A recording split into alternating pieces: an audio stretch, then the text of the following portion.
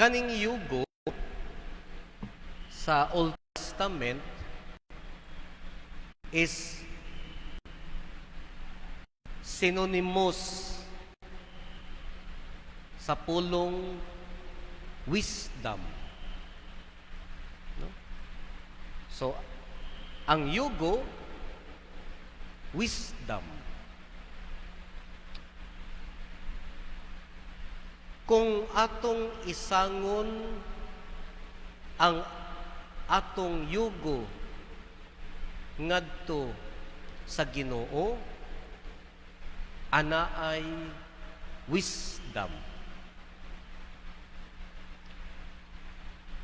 Diya sa pamilya, sa mga problema, no, sa pamilya, kung kita-kita ra ang maghimo og desisyon, kung si papa rag si mama, ang bana rag asawa, mo'y mahimog solusyon sa ilang mga problema, okay raman. Pero lahi gyud kung ang mga desisyon, ang pagsulbad sa problema, inubanan ni mama, ni papa, ug sa Ginoo. Lahi gyud tingali ang epekto. Lahi sad ang solusyon nga mogawas. Kano man, mahimo man siyang Diyos nun. Mahimo man siya nga makatarunganon kung ang ato ang mga solusyon sa kinabuhi diya sa itong mga problema, apilan gyud nato sa wisdom sa Ginoo. Kini bitawng promise sa kaminyoon, mayingon tag for better and for worse, for richer and for poorer, in sickness and in health. Dili ba di ay pwede nga for better lang? In good health lang? In richer lang? Ayaw lang apila ang worse? Ayaw lang apila ang sickness?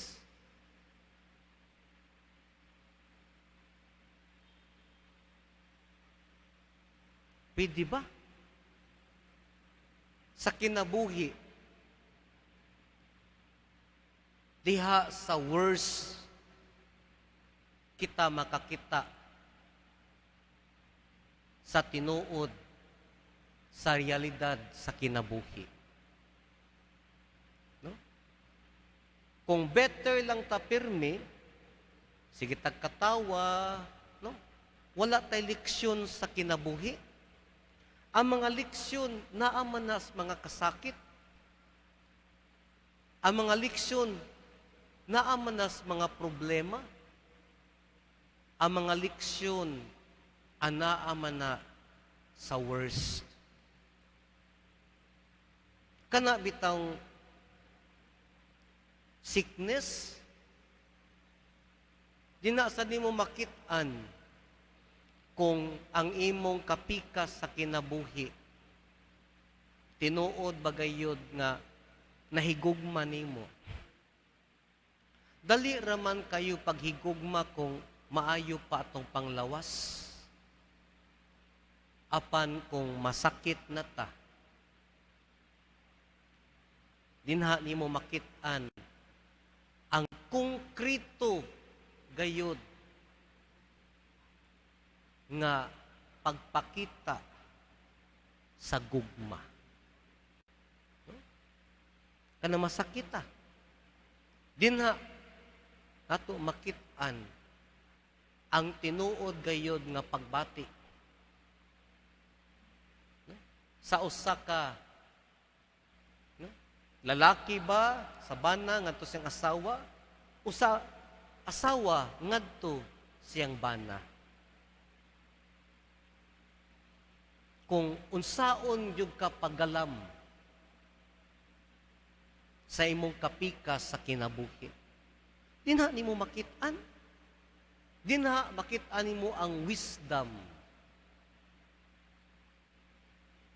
Naa dinha ang tinud-anay gayud nga ang realidad ba sa gugma.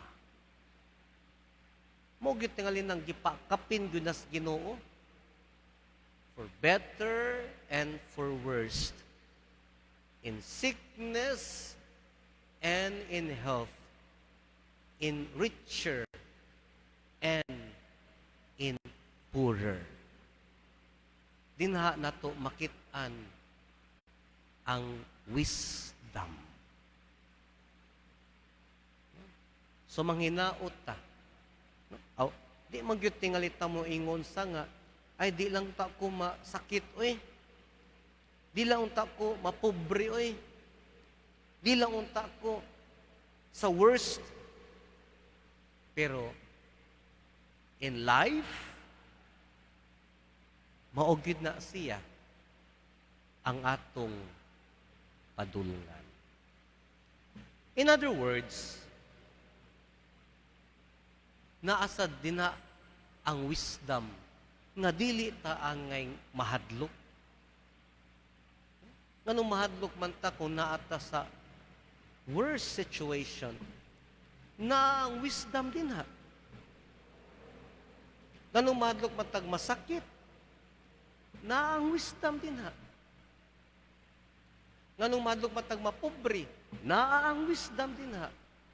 If you try to look into the positive in the negative of things. Muna wisdom.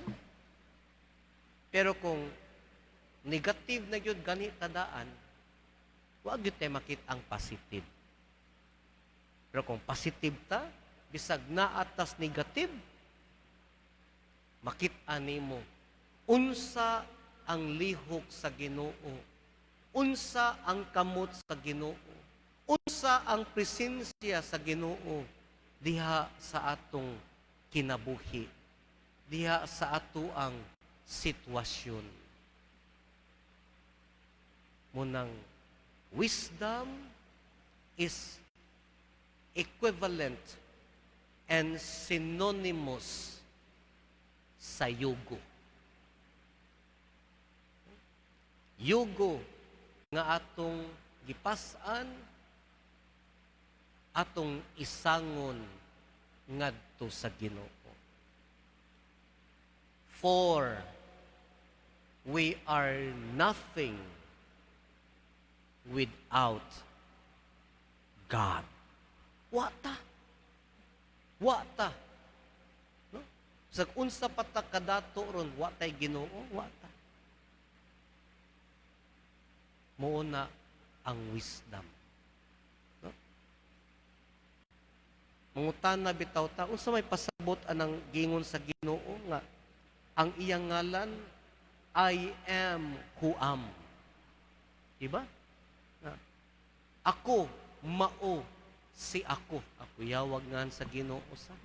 Ako, mao, si ako. Aw tingali. Wisdom sa das Ginoo. No? Nganong iyang gingalan ang iyang kaugalingon, I am who am. Because I, personal pronoun, first degree, who am. Di ba ka ng am kay, no? Verb ba ng am? No? Ako, mao si am. Ako mao ang tigbuhat sa tanan. Kung wala ako, wala usab ang akong mga binuhat. Og apil na kita sa mga binuhat sa Ginoo.